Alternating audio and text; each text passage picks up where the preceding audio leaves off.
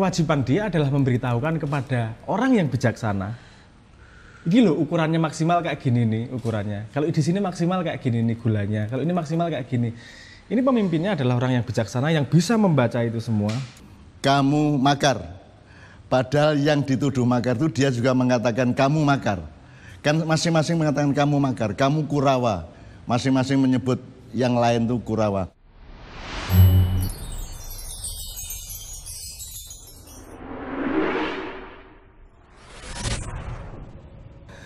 Brang, saya tanya lebih lanjut ya, kebenaran relatif, gradual, dan sangat bersifat probabilitas itu ya. Dia hanya kemungkinan-kemungkinan yang sangat relatif. Nah, itu kan sekarang kita tidak bisa hidup dengan bekal itu tok, sementara lingkungan kita kan sudah penuh dengan klaim-klaim bahwa jadi misalnya ada kebenaran yang selalu diperlakukan secara mutlak, off atau on atau off, hitam atau putih, putih atau hitam itu kan.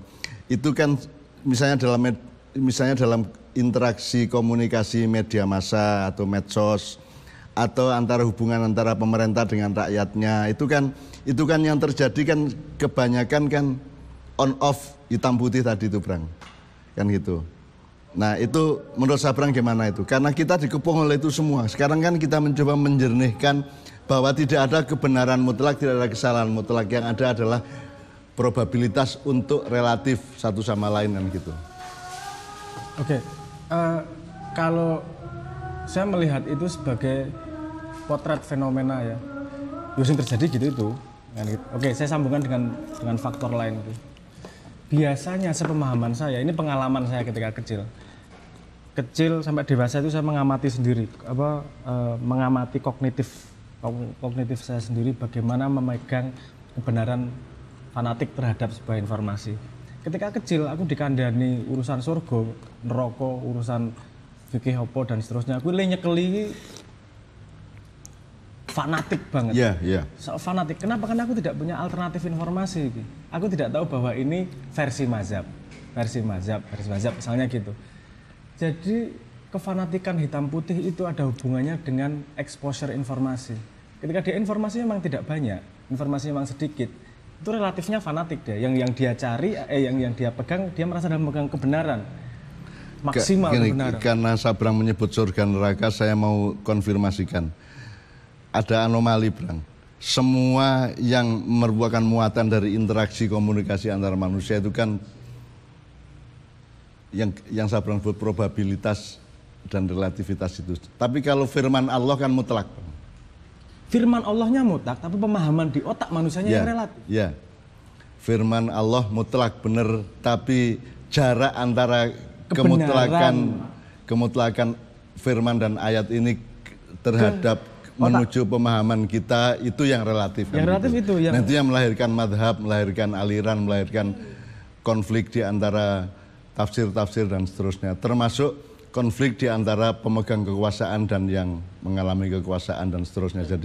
Dan menurut saya yang melahirkan mazhab itu mereka juga maksimal mengeluarkan apa yang mereka ketahui. Iya, saya kira semua imam madhab itu punya pikiran betapa dia juga relatif. Iya. Artinya dia hanya optimal saja, tapi tidak maksimal.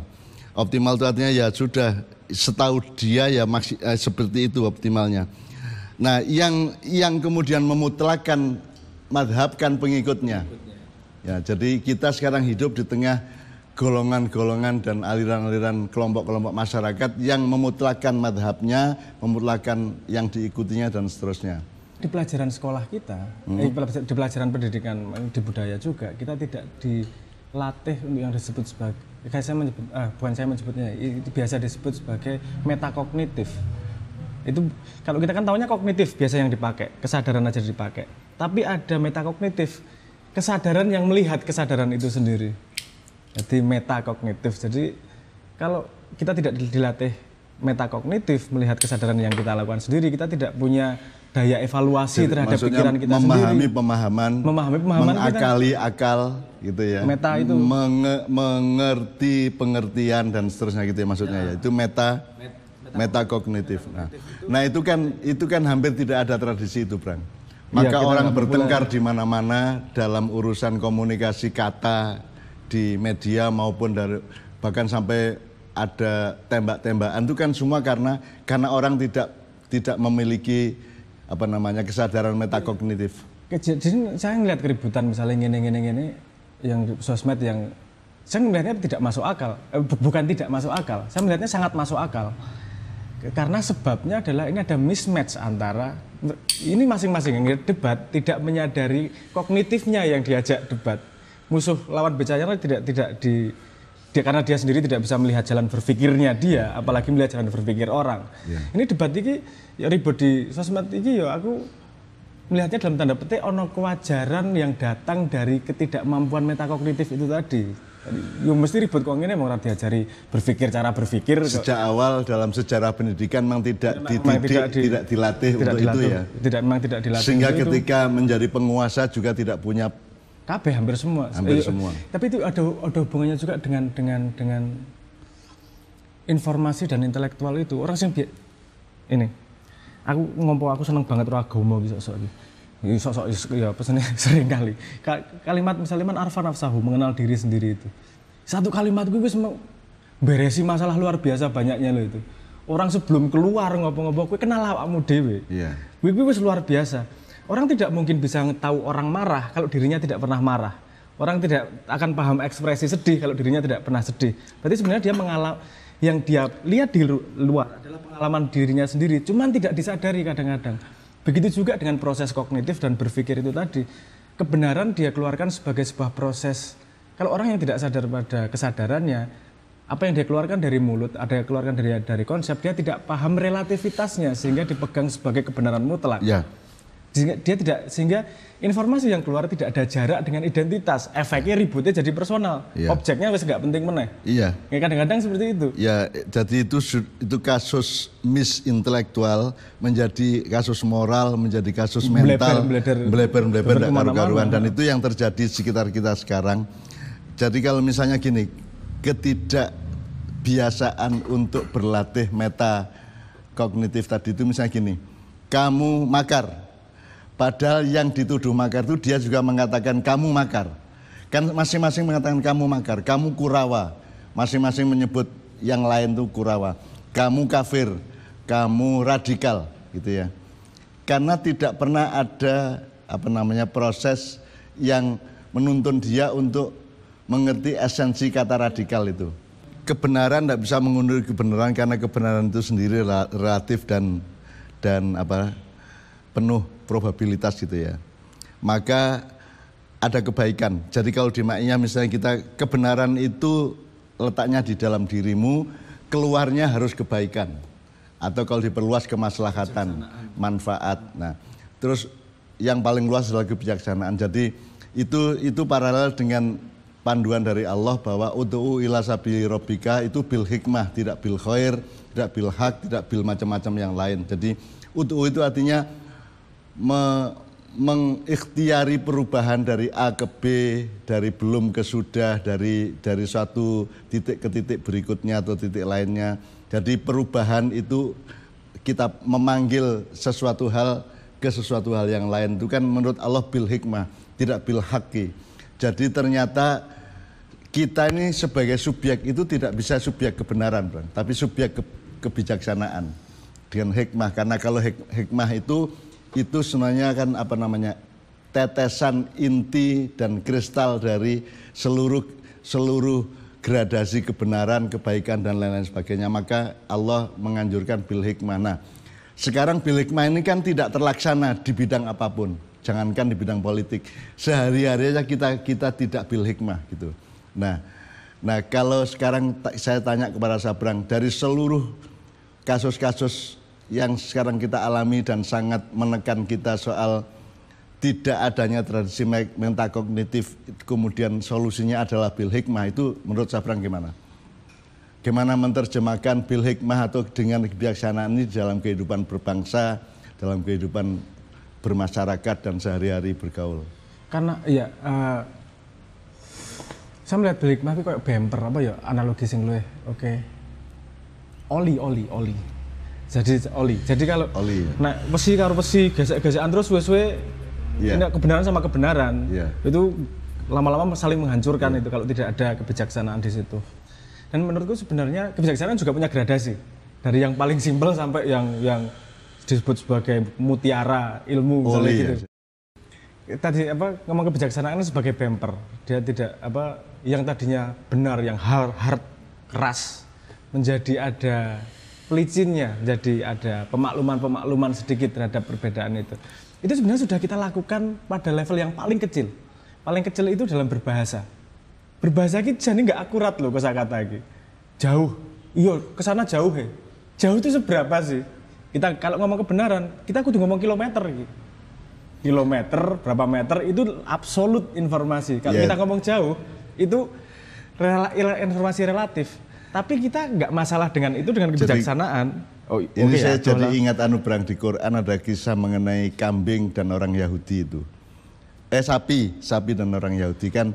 Orang Yahudi kan selama ini kita ejek karena sudah enak-enak disuruh nyari sapi kok pakai tanya sapi wedok polanang, laki apa perempuan, jantan apa betina, umur berapa dan warnanya apa, itu kan sebenarnya kan kalau dari sudut tadi itu kan kehati-hatian, kewaspadaan terhadap fakta kebenaran gitu. Tetapi kan kalau dari sudut pragmatis ini kan orang orang yang merepotkan diri sendiri, tinggal ambil gelas kok pakai tanya gelas kaca apa gelas plastik. Tapi nature-nya memang gitu. Semakin kita detail terhadap informasi itu semakin repot, semakin mumet. Makanya mayoritas tidak mau masuk ke situ. Karena semakin detail ya kayak Yahudi itu juga bundet tadian. Tapi untuk presisi, akurasi, mau tidak mau harus bundet seperti itu. Jadi kan gini, kalau disebut gelas kan tinggal ambil gelas. Tapi kalau orangnya tanya sebentar, gelas kaca atau gelas plastik, maka dia bilang kaca, oke, semua yang plastik tidak hilang. Jadi pilihannya makin lama makin kecil. Makin kecil. Dari sudut budaya ini kan ngerepotin, tapi dari sudut ilmu ini kan akurasi. Ini presisi dan akurasi. Apalagi sampai ini gelas yang tahan suhu berapa derajat misalnya itu kan lebih. Itu nggak selesai. Iya, dan itu pertanyaan akan terus menerus. Sebentar, ini gelas yang lebarnya berapa, diameternya berapa. Ini gelas yang sudah pernah disentuh berapa orang. Ini gelas yang harganya berapa. Ini gelas yang cocoknya untuk laki-laki apa wanita, lain lagi. Nah kalau cocoknya untuk wanita atau untuk laki-laki itu untuk banci bagaimana, ruwet lagi kan gitu. Jadi sebenarnya hidup itu adalah menuju keruwetan yang kita sebut akurasi. Nah, kebijaksanaan menurut saya itu juga salah satu timbangan di mana kita menuju akurasi yang cukup akurat untuk sampai pada tujuan. Karena kalau kurang akurat kita nggak optimal sampai tujuan, terlalu akurat bundet untuk sampai ke tujuan. Ya. Jarak, jadi misalnya, itu sama dengan orang cari istri, Bang. Ada orang cari istri yang pokoknya wedok, orang mbek gitu ya. Artinya bukan kambing gitu ya, sudah cukup lah gitu. Ada yang maunya akurat banget, maunya presisi banget. Yang mulutnya jangan terlalu lebar, yang giginya jangan terlalu besar, yang gusinya jangan ada warna biru, yang keleknya jangan mambu dan seterusnya. Jadi itu kan dilema kehidupan ya, bahwa di satu pihak kita memang butuh presisi karena kita harus muhasabah atau berhitung masa depan itu secara sangat detail, sangat lancip gitu ya. Sangat lantip gitu ya. Tapi di lain pihak itu kan juga proses yang sangat tidak pragmatis, proses yang sangat ngerepotkan dan meruwetkan. Jadi sebenarnya antara kecanggihan atau keruwetan itu dengan akurasi itu kan dua hal yang sesungguhnya sangat bertentangan, tapi manusia harus lulus di situ. Iya. Jadi kalau saya melihat yang dibutuhkan manusia itu adalah punya rentangnya dia. Dia jadi punya yang sangat presisi, tapi juga punya yang tidak presisi. Yang sak cukupe, sehingga dia bisa memakai pada koordinat yang mana untuk sebuah kebutuhan output tertentu. Jadi misalnya kalau saya paling gampang di otak saya langsung urusan jarak itu tadi, jauh. Kadang-kadang itu kurang. Jauh ki piro? Apa numpak motor pirang menit? Yo sekitar 3 juta milimeter lah. Bukan yo yo ora ngono, itu terlalu apa namanya? Terlalu tajam juga. Nah kan kebijaksanaan ini yang membawa kita kepada akurasi informasinya kebijaksanaan seberapa. itu kan tidak mengabdi kepada ilmu, Brang, tapi mengabdi kepada kemaslahatan manusia. Kemaslahatan output mungkin itu tidak tadi. terlalu akurat, mungkin tidak terlalu presisi, mungkin tidak terlalu lancip. Tapi pas pada pas untuk budaya dan manfaat pada saat kehidupan itu. manusia. Itu namanya kebijaksanaan. Jadi kebijaksanaan itu tidak mengabdi kepada akurasi pengetahuan atau ilmu kan gitu kan. Tapi manusia yang tidak Sebab kalau punya. itu diturutin, Brang, jangankan soal gelas saja nggak bisa dikejar. Ya betul. Jangan soal sapinya Yahudi, ya. Itu aja nggak bisa dikejar. Apalagi soal radikalisme dalam bernegara, soal makar apa tidak, Pancasilais apa anti Pancasilais, kafir apa tidak kafir. Ujaran kebencian atau bukan itu juga kan kalau dikejar kan nggak bisa juga itu, Bang. Iya. Jadi sekarang kebijaksanaan dalam soal ujaran kebencian itu dibatasi pada pokoknya yang tidak ganggu pemerintah, itu yang namanya bukan ujaran kebencian, kan begitu. Jadi itu kebijaksanaan yang subjektif sebenarnya kan gitu. Ini berhubungan dengan ini juga. Ini berhubungan dengan ini gini. Kalau rekomendasi saya kan, karena kebijaksanaan itu adalah pinpoint presisi informasi mana yang diambil pada rentangnya. Jadi perpustakaan yang dimiliki manusia seharusnya, sepemahaman saya, adalah seakurat mungkin. Jadi dia punya rentangnya nih, seakuratnya seberapa. Nah ini kan berhubungan dengan kualitas dalam tanda petik modal manusianya. Orangnya semakin pandai, semakin itu dia punya akurasi semakin tajam. Semakin dia bijaksana, dia semakin tepat meletakkan akurasinya di mana. Nek wongnya memang tidak punya akurasi seperti itu, ya nggak mungkin dia ngomong akurat. Kalau ada yang kampanye ngomong bahwa aku akan menyejahterakan rakyat, ditanyain detailnya nggak bisa, ya memang akurasinya memang sampai seperti itu. Kesalahan, bukan kesalahan ya. Keterbatasan.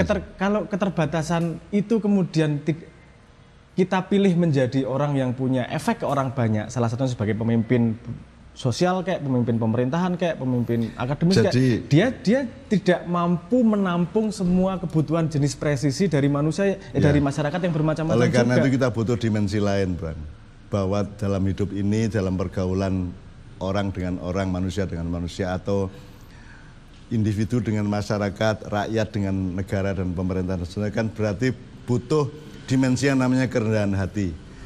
Gitu ya, Bang. Jadi ndak usah sila kelima keadilan sosial bagi seluruh rakyat Indonesia, ndak usah budaya gemah ripah loh jinawi, mamayu hayuning bawono atau baltatun toyibatun warbun gofur. Ini aja, Bang. Kalau mau akurat, ngitungnya kopinya berapa itu kan bukan berapa sendok, tapi berapa butir kopi dan berapa butir gula yang tepat, yang akurat untuk disuguhkan kepada seseorang. Jadi kalau kita ngurusin itu kan kita tidak akan mungkin pernah mencapainya. Tetapi itu menyebabkan kita pakai kebijaksanaan. Terus pokoknya ojo kelegen paling itu, jangan terlalu manis gitu tok aja.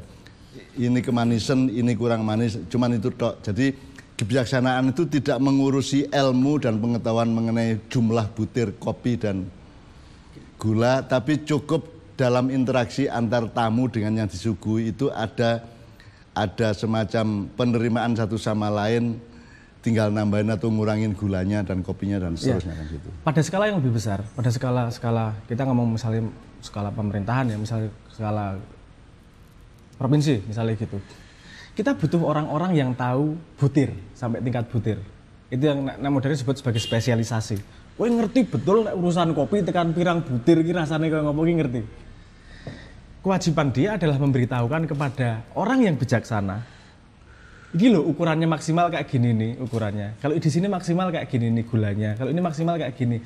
Ini pemimpinnya adalah orang yang bijaksana yang bisa membaca itu semua dan merepresentasikan yang sesuai dengan orang yang tidak memiliki presisi itu. Kalau saya ambil kan gitu, garis, kalau saya ambil garisnya ya. Jadi yang cocok memimpin kehidupan itu bukan orang pandai, bukan spesialis gitu ya, Frank ya.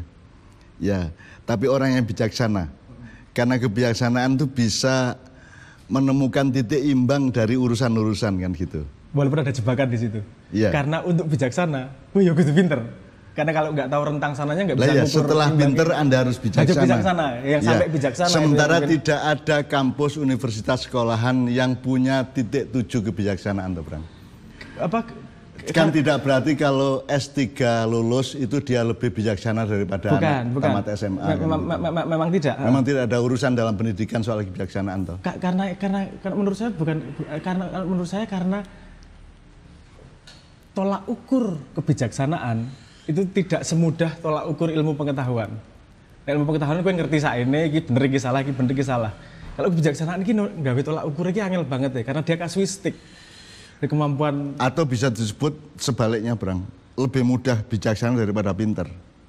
Kalau pinter harus tahu betul berapa ribu butir.